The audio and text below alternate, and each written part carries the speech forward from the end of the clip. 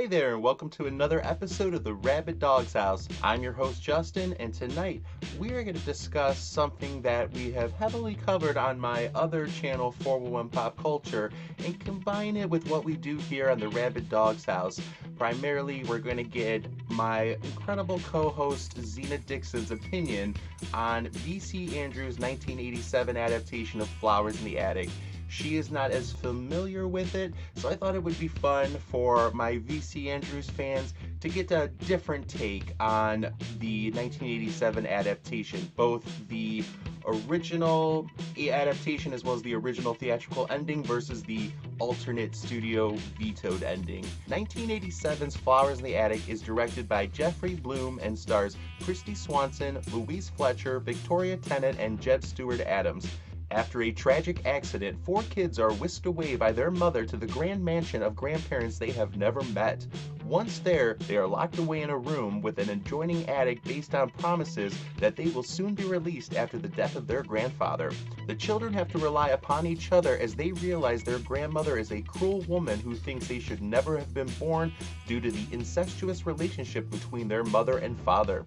Based on the best-selling 1979 novel written by V.C. Andrews, 1987's Flowers in the Attic received mixed reviews at the time, and hardcore fans were disappointed with changes made to the story.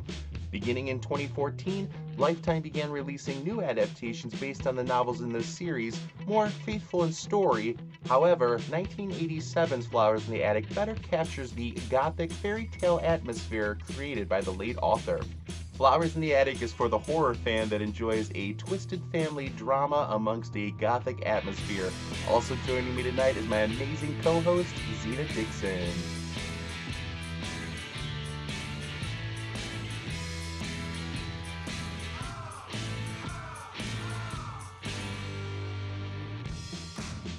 And thanks everybody for joining us for another episode of the Rabid Dog's House. And I am super excited. We're going to do things a little bit differently because most of you out there that watch my 411 Pop Culture channel know how I feel about 1987's Flowers in the Attic. So I thought it would be fun to have my Rabid Dog co-host, my amazingly talented, fabulous, incredible co-host, Zena Dixon, who is not as familiar with V.C. Andrews. She will be able to give us her take on it. And I thought it would be fun because most people that love Flowers in the Attic or V.C. Andrews are familiar with the books, familiar with the Lifetime adaptations. But I thought it'd be fun to do a retrospective review for somebody who is not as familiar and see what they might think of the 1987 movie. But how are you doing tonight, Zena? I'm doing good. I'm really excited for us to talk about this movie.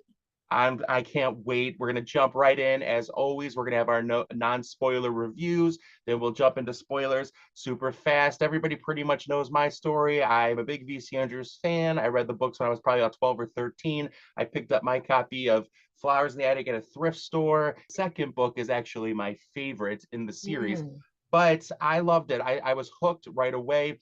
The movie is omits a lot of stuff, but I've come to, I loved it the first time I saw it. I was a big Christy Swanson fan, though, from Buffy the Vampire Slayer. So going right in, and my dad was a big fan of One Flew Over the Cuckoo's Nest. So I was pretty familiar with who Louise Fletcher was, the grandmother. But I love it. I love the music. I love the performances. I go back to it many times a year and rewatch it. It was like finding the holy grail, though, the Arrow video, because for years there was like all these rumors about an original ending or an alternate ending that was filmed. And then maybe like 15 years ago, 10 years ago, a picture came out that showed Corinne in her wedding dress where the grandfather was still alive and holding her arm. And we're all like, what is this? This must have been filmed. Here's the proof. Here's the proof. So right before Arrow Video came out, Jeffrey Bloom, the director, and I started conversing. He is the sweetest, nicest man in the world. He wanted to very much adapt the movie like the book, the way the book ends, continue on. There were a lot of cooks in the kitchen. He struggled a lot. They changed his ending. They changed a lot of things he was like adamant about, like, the way things go with the mother and the theatrical ending changes the trajectory of the series because she needs to be there for the next book and the next book. And so I talked to Jeffrey Bloom, and he was kind enough to send me one of his original drafts for Flowers in the Wow. Attic. Yeah, and it was the ending that we now have from Arrow Video, where the grandmother comes out with this knife, the butler jumps in, the grandfather's there, and I felt like just so privileged to have this. And there are these little deleted moments, nothing overt. But as most people know with VC Andrews, the brother and sister have more of an intimate relationship in the novels, and Mhm. this movie does not, mainly because they're up there for a lot less time than they are in the books. In the books, they're up there for like 3.5 years from age, Whoa. yeah. So she starts at about 12 and she's about 15, Kathy, when they leave. He's 14 to about just about 17. And so therefore they're going through puberty. They're really, they're growing up together. Mhm. Whereas in this, she's already 14, 15, he's 16, 17. They're up there for about a year, so it's less likely that they're gonna, something's gonna happen. But they did film some moments, very small moments, which I'll get into detail about, that were eventually omitted because test audiences were like, ill. And Yeah. I get it, but I also get it more because the Lifetime adaptations are very much about that, including that. And I will say, I was uncomfortable to watch. I never thought I would be uncomfortable. I've read these books 1,000 times. I was one of the people that were like, it should have been in there though. And I was uncomfortable watching it in the Uh, Lifetime adaptations. It was great. I love those. But anyway, Zena, I am aching and dying to know, what did you think of 1987's Flowers in the Attic? well, okay. I've seen this movie before, one time before, right? It was a long time ago. I was a kid. I have no idea why I watched it. But I did, and that one time it was enough for me. It hurt my heart, and I hate what they went through. And it was just like it really wasn't necessary, all of that. And it's just like the greed and how people really are with money. So yeah, I really enjoyed it, but like I said, it just like tugged at my heart. And I know like that's like the point of it, but it was hard to watch. It was hard to watch. And then even with you mentioning with the brother sister relationship, I remember hearing about that um years later. Like when I was a teenager, someone was telling me because they read the books that they actually like the brother and sister have kind of like a relationship or something. And yeah, it is gross, but then when you think about it, not saying I would do it, but when you think about it, they are young. They clearly didn't know any better, you know what I mean? And they've been up there for a long time. So I don't know, maybe that's just what they thought it was supposed to be, what love is or something. So that's how I took that. But yeah, I feel like it is one of the movies that it's just like it was completely well made. I love the way the movie looks. I love the vibe of it. It's like that whole house, the mansion, gorgeous, but it looks so cold. It looks cold and you feel for them where it's just like just leave at this point. And I love how we see like, okay, first with the children, they all their names start with a C, just like their mom, and their dad. So it's just like it's very nice. Whereas at first, you feel for the mother, it seems like she's trying to do the right thing, but then it's just like, but when you really think about it, because okay, when I was a kid, I felt for her where it was like, okay, she's probably just trying to do the right thing, right? But then as an adult, when you look at it, it's just kind of like, okay, if you know that this is how they feel and you have to quote unquote lie or act like your kids don't exist, it's a no. It's a no. Or if you have to do that, why do you have to bring your kids? You don't have no family, no friends, someone that they could stay with for like a year then, you know? Or even though she didn't want them at all, which I know we'll get there, but it was just unnecessary. Like it still haunts me. But overall, I really, really enjoy the movie. I love, again, just like the whole vibe of it, the way it looks, the way it's filmed, even like the soundtrack. It's like it feels amazing. And the Arrow copy, thank you so much for it. It is beautiful. Oh, I'm Like glad. it's Yeah. gorgeous, and they have so much like awesome special features. Oh, it was the holy grail for me, getting the Arrow video, just those special features, getting to see Jeb Stuart Adams, who played Christopher, does an interview, has the original Yes. ending, which we're going to get into. But from here on out, spoilers, spoilers. So most of you have probably seen it already, but if you haven't, go watch it, come back, read a few of the books, let us know. But yes, I do want to say just the music. Christopher Young wrote the music for this. He has done so many things like the Hellraiser movies, The Good Son, so many movies. And Oh. his scores are always beautiful, haunting. But this is one of his favorites, and it's because it actually kind of saved the movie. The soundtrack they were using, which you can kind of hear in the original ending, was more horror centric. But Mhm. his score is this sort of lullaby, haunting. It gives me chills hearing it, and it makes the movie. I think the incest, it's the tragedy of the mother's love, because Christopher in particular took it hard, the Mhm. mother realizing it. And that's when he started to turn to Kathy, who felt so bad for him that they were kind of like, there's nobody else that loves them. And they're being told all the time they're evil by the grandmother, being whipped, Yeah. being hit, starved. They needed love somewhere, and it came from Yeah. here. But now that we're into spoilers, what are some of your thoughts? I know particularly, I'm guessing Corey hit you pretty hard. Oh, it did. He was just in the movie, obviously just so adorable and his little voice. And even when I think he greets he's like the butler John, Hello, you know, her, John. that hurt my Yeah, heart.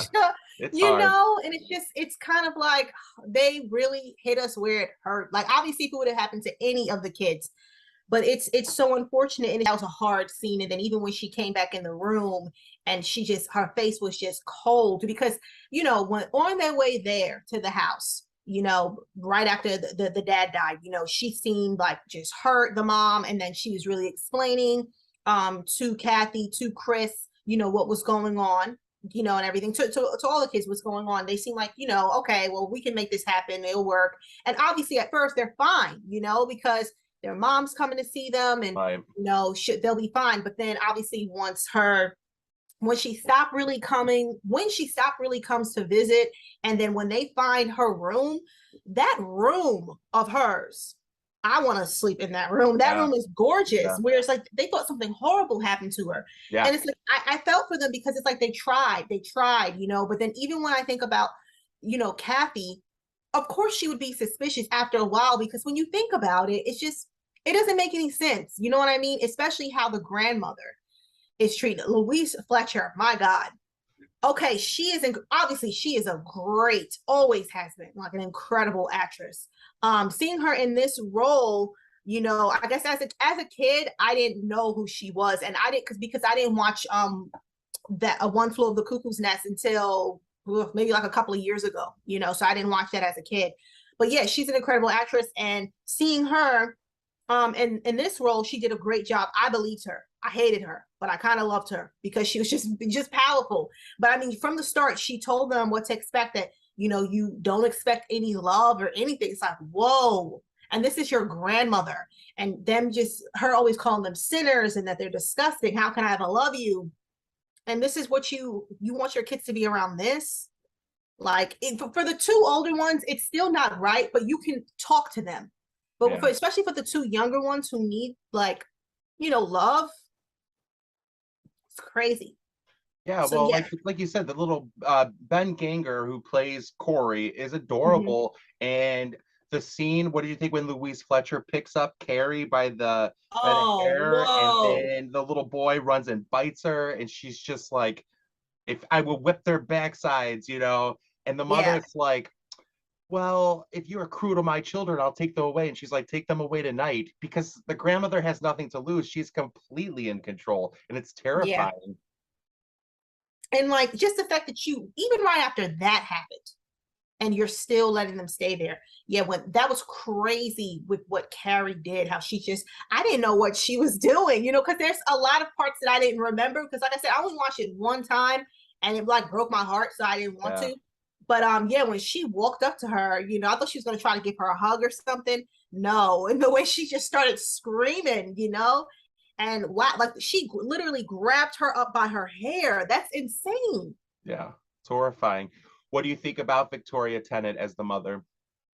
She did a great job. I mean, I hate her, but Yeah, right. she did an incredible job. Like I mean, I'm glad that you explained it the way that you did, like that she became intoxicated like with the wealth, with the riches, because it's like, but I don't understand it. Like, to me, like how you could let all that, because you already lost your husband.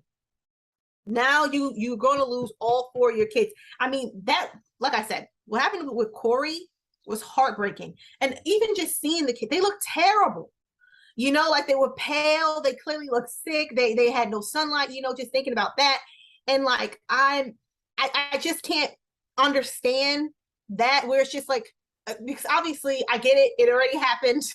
It's, this is how the book was written, this is the movie, but it's just like, because I'm thinking to myself, like, who would do something like that? Like, unless you're just cruel, where it's just, like I said, there wasn't any place she could have just left them.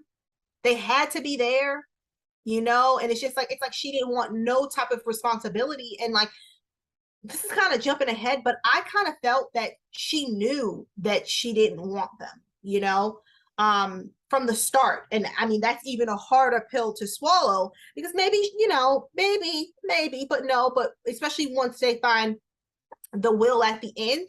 So it's like she knew that no one could ever find out about them.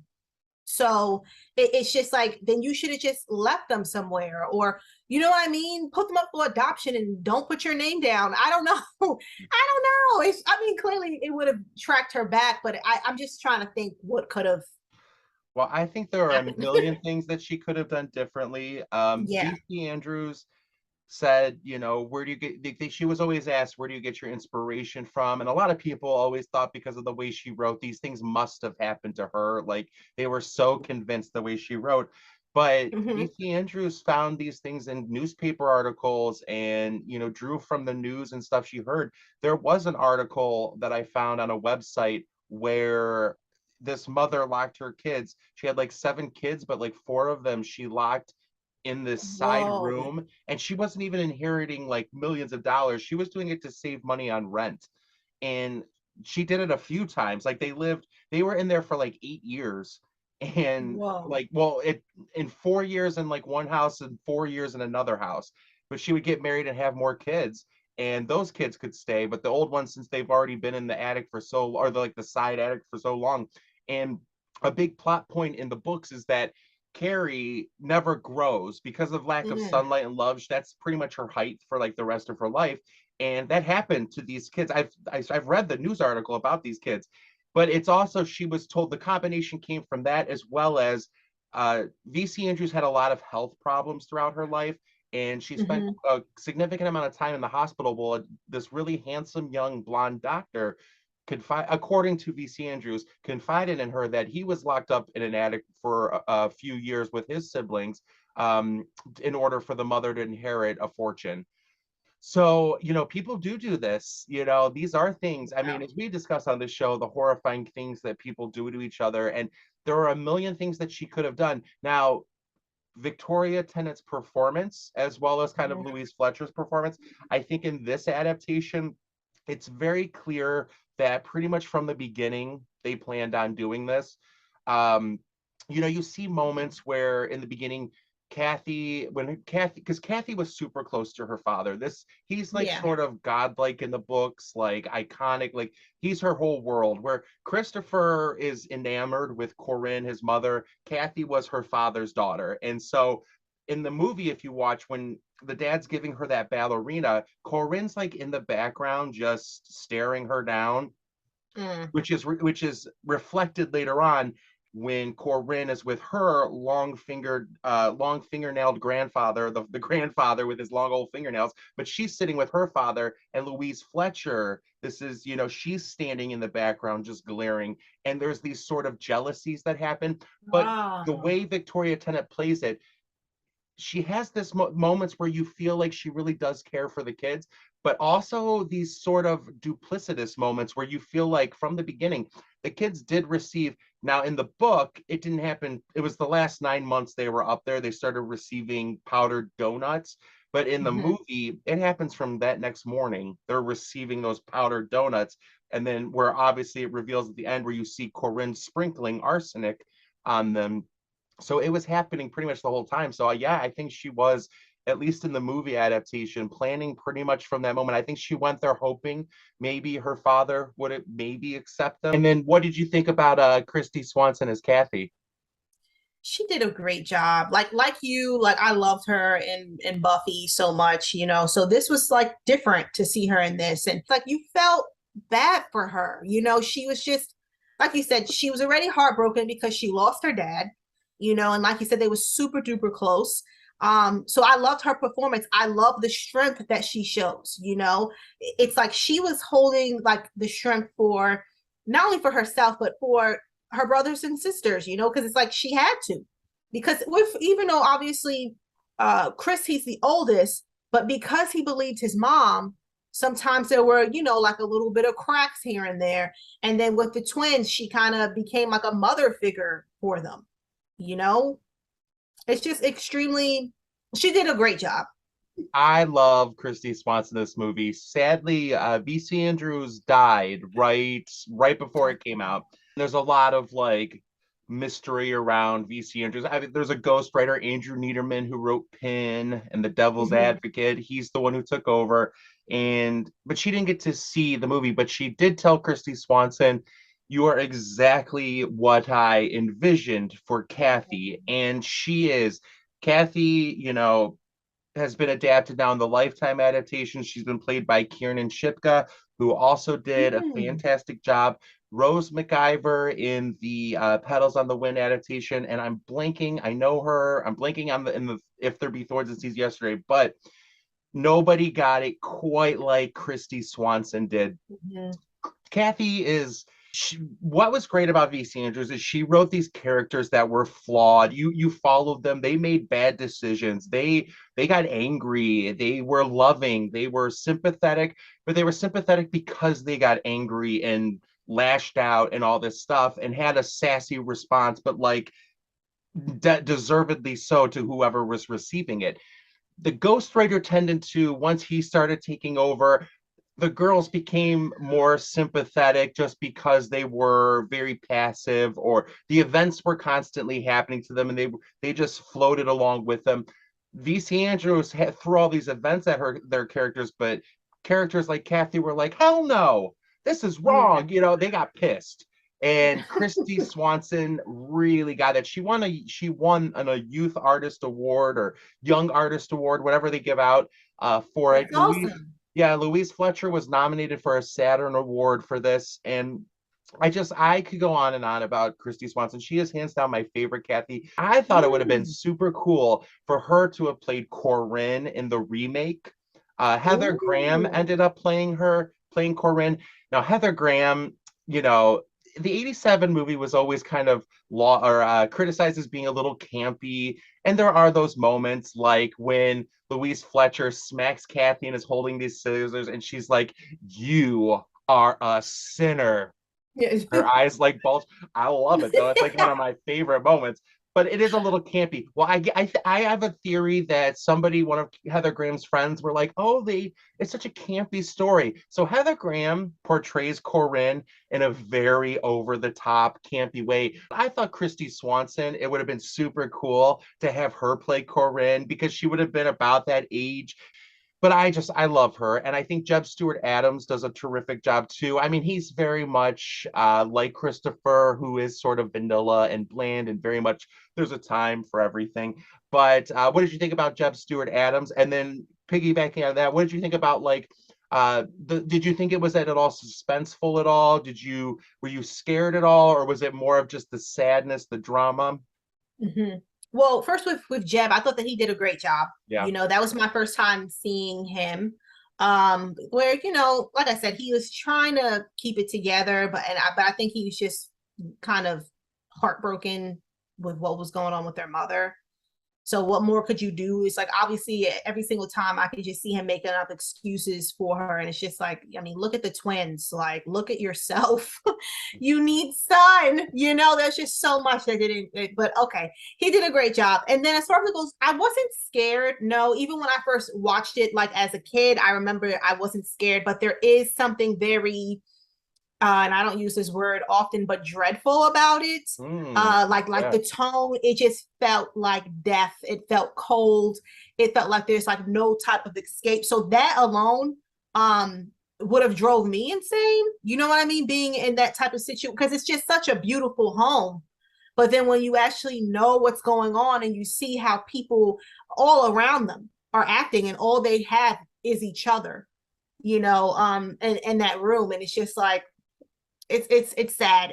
Like the sadness outweighed that a lot for me though. It's just like, it isn't something that I watch too often because obviously I don't like to be sad. I like blood and guts. But also speaking of that, like I did hear like some of the commentary. I think it was Jeb who was saying this, and he was saying how there were a lot of, when they were like developing it, she VC Andrews, she wanted to receive like she received like a lot of scripts and she turned down a whole bunch of them because she did say that it was very violent and graphic, and the one that came from Wes Craven, and I'm like, I'm curious about that one. That sounded like that would have been like, obviously that would have, I doubt that, not saying it wouldn't have hit you as hard, but if it was more graphic, I don't know if I would have felt dread. You get what I'm saying? Yes. Yeah. Well, I'll say for me, the suspense is about it's a very enthralling story. You want to know what's going to happen next, but not necessarily terrifying. But that's why I was going to ask you, because of Wes Craven's script. But I think, now I'll tell you a little bit, because I've read Wes Craven's script, and I'll tell you a little bit about it, but let me see if you can guess. I believe that if it wasn't for Wes Craven writing this script and it being rejected, and I'll tell you why it was kind of rejected, but let's see if I can tell. But I don't think there would be another movie that you and I both love if it wasn't for Flowers in the Attic. So in his script, and I'll get more in detail about what went wrong with it, but the big finale is Chris, so you've got, I'll give you the first hint. There's, brother, sister, love, obviously. But in the, what Christopher ends up doing, so when the big escape happens, you've got this very pale girl, Kathy, who's being tortured, and she is kind of tortured a little bit more in Wes Craven's script. Like she's tied up. Think about another movie of Wes Craven's. She's tied up, she's scalded in this bathtub. But when Christopher escapes, he goes through this chimney, like a secret passage in the walls. And instead of maybe kids being locked in a basement, these kids are locked in an attic. Brother, sister, love. They're attacked by this sadistic, almost S&M caretaker in his script. Do you know what movie I might be kind of? Oh, yes, the people under the stairs. Correct. I 100% think that Wes Craven writing the script for Flowers in the Attic and being rejected led to him doing the people under the stairs. Wow, that's so cool. Yeah, now his kids, some of the flaws are, Corinne clearly in his script hates her kids right off the bat. Like they get to the mansion and she's like calling Chris a little bastard, and they're attacked by this dog. And Chris is like swearing left and right. Christopher would never swear. There are definitely a lot more contemporary teens, which Wes Craven did a good job at always, like, you have Nightmare on Elm Street, Scream. He knew the vernacular of teens.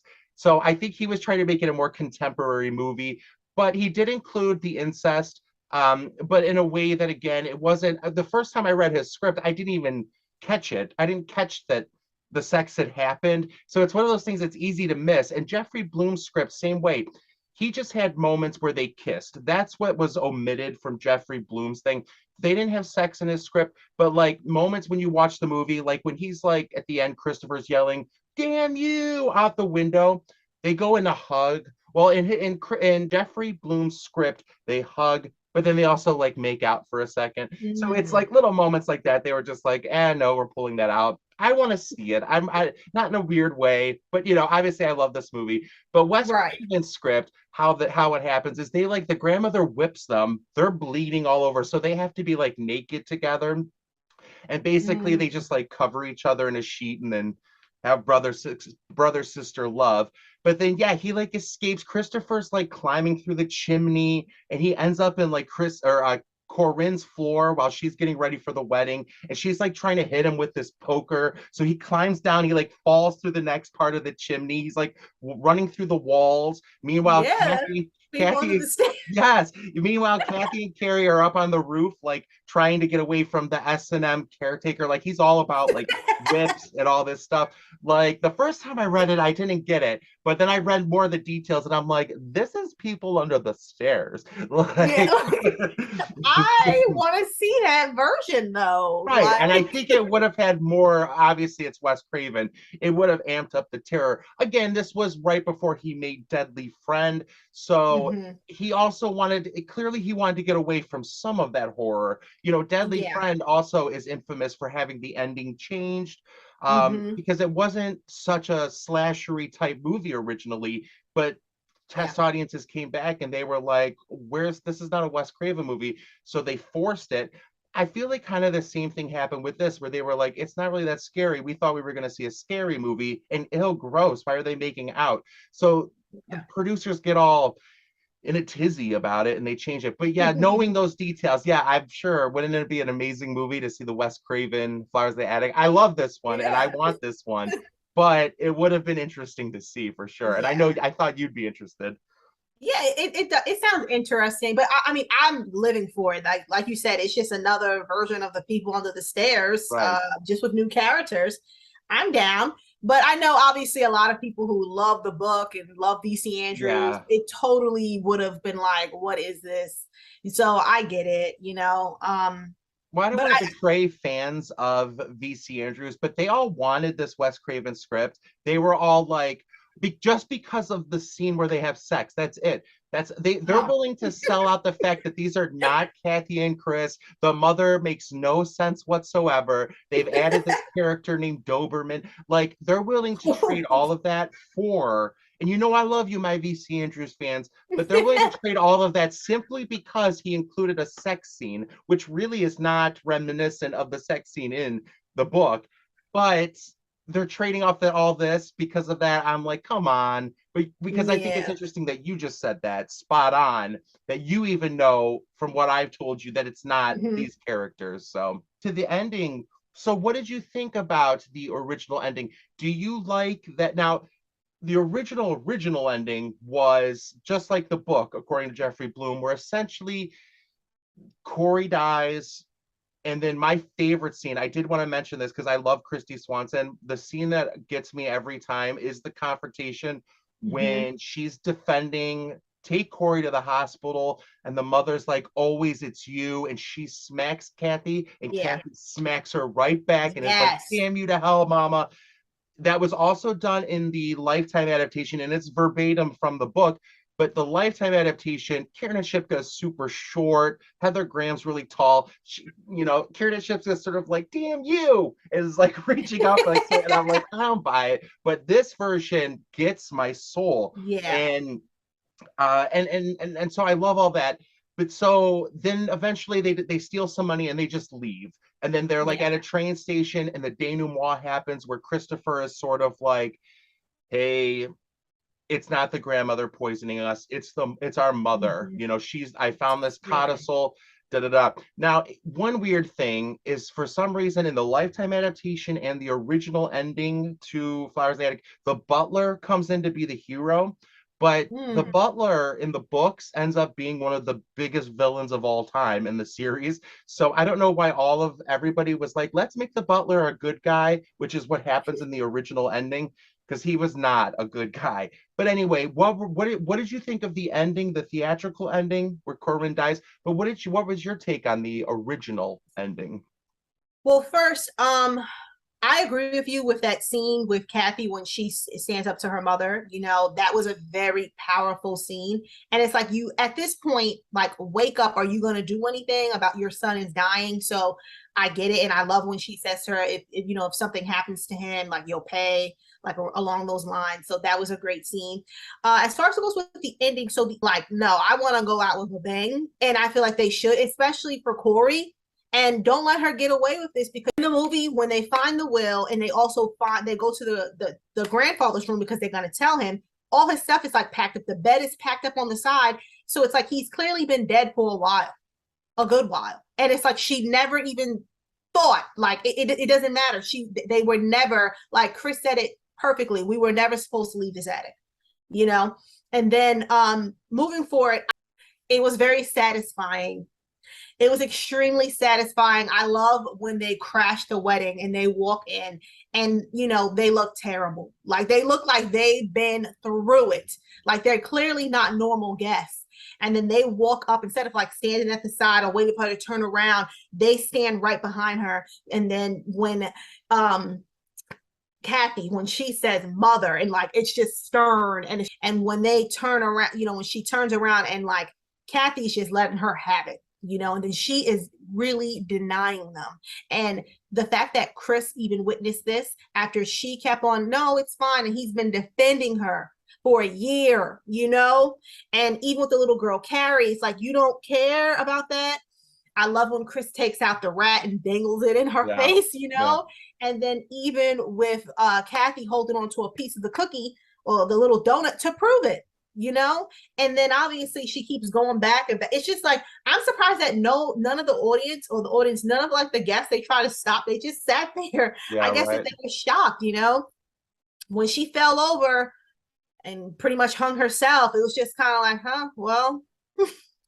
I didn't feel bad. I didn't feel bad for her. I felt like it was very satisfying. And now, you know, they should go on and live their lives. If anything, though, I probably would have took some of her stuff so we could sell it and we can be on our way. Yeah, technically, that original ending is the original theatrical ending. What did you think of the original, the alternate ending? We need that one. Like that one, oh my God, it's so good. Okay, first off, let me just say this. The grandmother, she got what she deserved, you know, and it was just like with the other version, it's just like, okay, well, so what? She has like a little knot on her head, whatever, you know. With this one though, it felt satisfying. And then it's still like the kids were able to say how they really felt. And no, even though the mother's still alive and like the father's still alive, she's not getting a dime, you know? And so I think that to me, that's better than death, you know, for her, because that's like the worst case scenario to her. Yeah. You could hear her trying to explain, and John, the butler, that makes a lot of sense, because I felt that when that last time that we saw Corey, and even though he didn't have the strength, he said, hello, John. And John, you know, he looked a little bit like this is getting out of hand, you know? So I don't understand, why didn't they use, people didn't like that version? How? It's so much better. I'm going to say that that's the ending to me in my world. And, you know, we all have different worlds. So in my world, that is the original, the ending, the only ending. For sure. See, I was super curious as to what you would think about it, specifically you, Zena, knowing your love of horror, slashers, all that. Like that is more of a slashery, almost type of ending with like the blood dripping down on the grandmother. Okay, so yes, and now like what you said about the theatrical ending is true too, and that's what test audiences apparently, that's what they were afraid of. They thought that people were going to want to see a revenge on the mother more than on the grandmother in that aspect, but that's what the sequel is for. It's like they weren't listening to Jeffrey Bloom at all. Now again, he wanted to end originally that they just kind of sneak on out of there. The reveal happens, but just with the kids. But then the revenge happens in Petals on the Wind. And they were ready to write a Petals on the Wind. Christy Swanson was ready to do it. Louise Fletcher was willing to do it. But again, so much of what happens in Petals on the Wind doesn't make sense with Corinne no longer being with us. But the original alternate, what's now the alternate ending, Zena, the first time I saw that little clip, I've heard of this ending. You know, we've heard of it. I read Jeffrey Bloom's script, and his script is that ending, the one the alternate ending.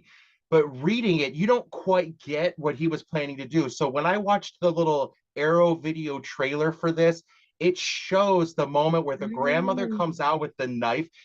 There's something borderline cheesy about it or corny about it, but it still gives me chills. Maybe in part because it was like the Holy Grail, like, oh, I'm seeing it finally. But I also think because it's Louise Fletcher, I mean, she pulls off, in my opinion, that that guttural scream as she's just coming out with that, again, very done shot. You've seen that shot a million times, but it's Louise Fletcher doing it. There's something a little special about it. Plus, it was very gratifying to me because I had a VHS copy of it. And on the back of the VHS, the picture where those kids are like just watching as she's coming at them is on the back of the cover. So I remember just thinking, oh, that's probably a promo shot. So when I saw it, I'm like, oh, this was actually in the movie. But this is what I was saying before. Yes, John is obviously touched by Corey. Like you said, he feels he's like, enough is enough. But again, John in the novels, John Amos, he's really the reason the kids are up in the attic, you find out. Like in the prequel novel, you find out the grandmother, she was worried about like loving the kids because she became super religious, but she was worried that she was gonna again fall under the spells because she felt betrayed by Corinne and Corinne's uncle, if you will. They got married. And John Amos was the one, the butler, John Amos, he's the one that convinced the grandmother to lock the kids in the attic. So the fact that he would save them still doesn't work in terms of fans. But in terms of this adaptation, I agree with you. I think it checks off a lot of things. The mother's not going to get the money. Again, the grandfather is dead in the book. He died. The kids find out that he died after the fact. So the fact that he's alive, it's the only thing I would love to ask Jeffrey Bloom to be like, what were you thinking about that? Right. But the mother is, clearly the grandfather's alive in this. The grandmother, though, gets the revenge. And in the book, she's super claustrophobic, which is why she'll never go up in the attic. So the fact that fans know why her being in that elevator, claustrophobic, losing her mind, is so satisfying. But if you watch the movie again, all these little loose ends are tied up in this ending. The caretaker, who is like pushed down the elevator, but you've seen this caretaker throughout the whole movie. He's the one digging the graves. He's the one when Chris and Kathy are on the roof and almost fall. Well, he's the one that's got this drill now, and he actually has an ending where he falls into the elevator.